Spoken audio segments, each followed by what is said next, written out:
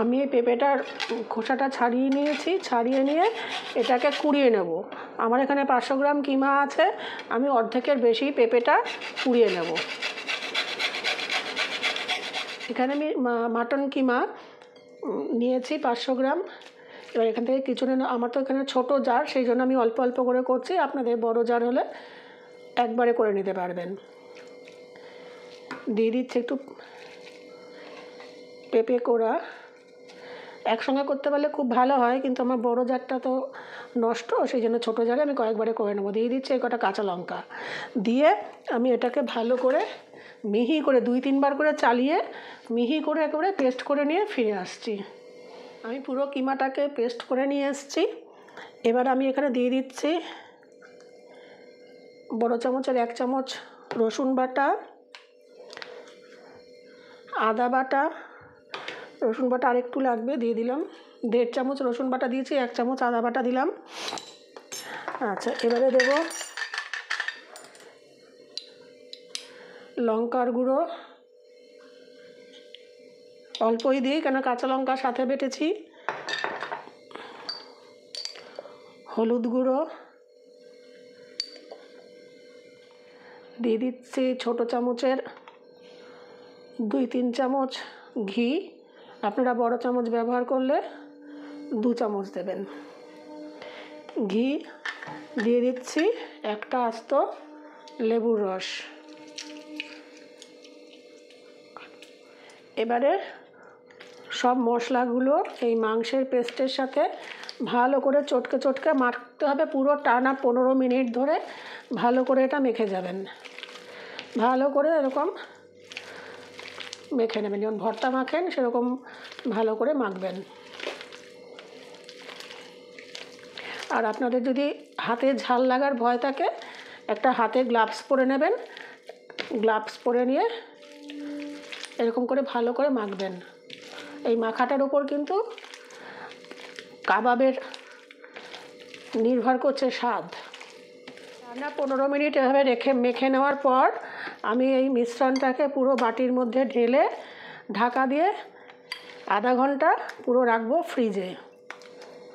আমি একটা কড়াই বসিয়ে নিয়েছি, দিয়ে দিচ্ছি বনস্পতি বা ডালডা। একদম রেস্টুরেন্ট স্টাইল খেতে চাইলে বনস্পতি বা ডালডাটা ব্যবহার করবেন। আর দিয়ে দিচ্ছি সাথে একটু সাদা তেল, কেননা আমি পুরোটা ডালডা দিয়ে করব না। সামান্য একটু সাদা তেল দিলাম আর দিলাম ডালডা। তেলটা গরম হয়ে গেছে। আমি 2টো বড় সাইজের পেঁয়াজ একদম বেরেস্তা করে তুলে নেব।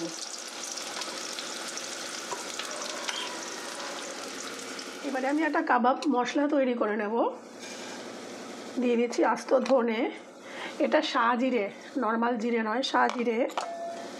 1 চামচ শাহমরিচ, দিয়ে দিচ্ছি কয়েকটা ছোটো এলাচ, জায়ফল। এটাকে ভালো করে একটু হালকা রোস্ট করে আমি গুঁড়ো করে নেব।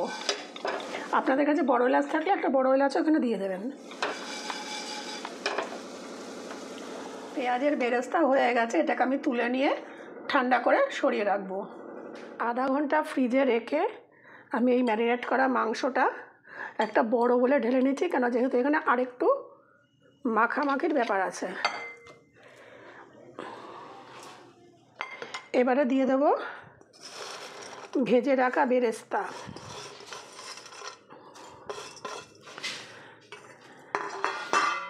দিয়ে দেবো একটা ডিম, এরকম করে ঘষে দিয়ে দেবো। সিদ্ধ ডিমের কুড়িয়ে দিয়ে দেবো।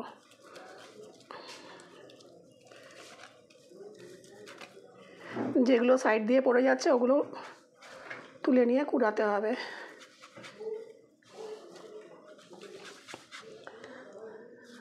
ঠিক আছে?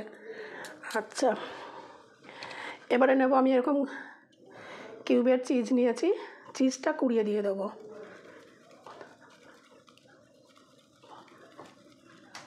আমি এরকম চিজ কিউব, ছোটো ছোটো চিজ কিউবগুলো 3টে নিলাম। 500 গ্রাম মাংসের জন্য 3টে কিউব এরকম কুড়িয়ে নিয়েছি।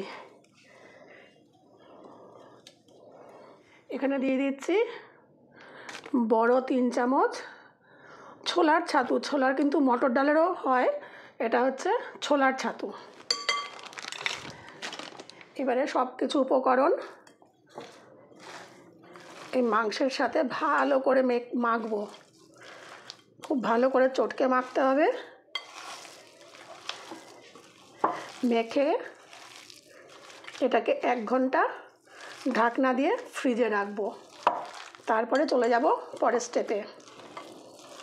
দিয়ে দিচ্ছি লবণ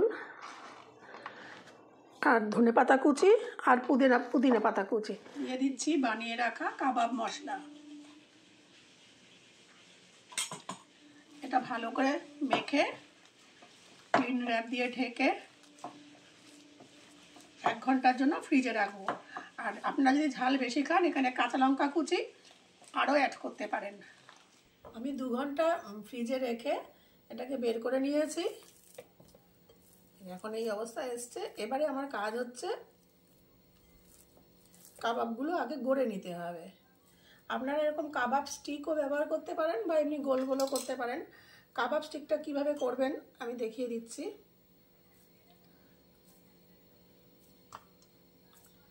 এরকম দিয়ে দেবেন মাঝখানে দিয়ে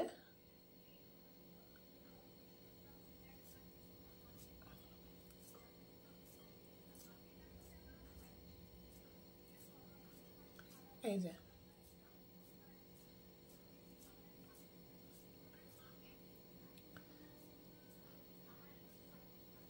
এরকম সব কটা গড়ে নেব, বা এরকম লম্বা করেও ইয়ে করতে পারেন, বা যেরকম হয় প্যাটির মতন করে যেটা হয় আর কাবাব, ওটা যদি করেন তাহলে হবে কাঠি কাবাব। শিকের মধ্যে গড়লে হয়ে যাবে শিক কাবাব।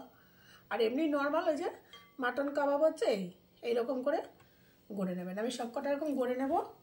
গড়ে নিয়ে এবার এটাকে আবার 1 ঘন্টা ফ্রিজে রাখবো। এটাকে 1 ঘন্টা কেন, আপনারা ফ্রিজে ঢাকনা দিয়ে এটাকে এয়ারটাইট বক্সে 15 দিন পর্যন্ত এরকম রাখতে পারবেন।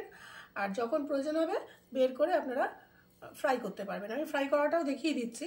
আমি এখন সবকটা এরকম তৈরি করে 1 ঘন্টা আবার ফ্রিজে রেখে ফ্রাই করব।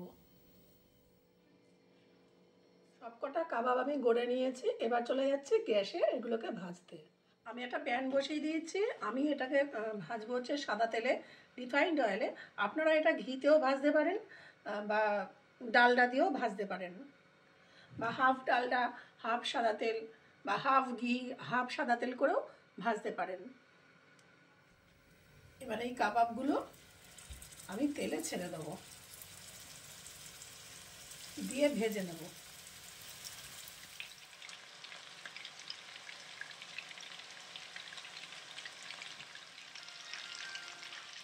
মিনিট খানেক একটা পিঠ হয়েছে, তারপরে আমি আরেকটা পিঠ এখানে উল্টে দিয়েছি।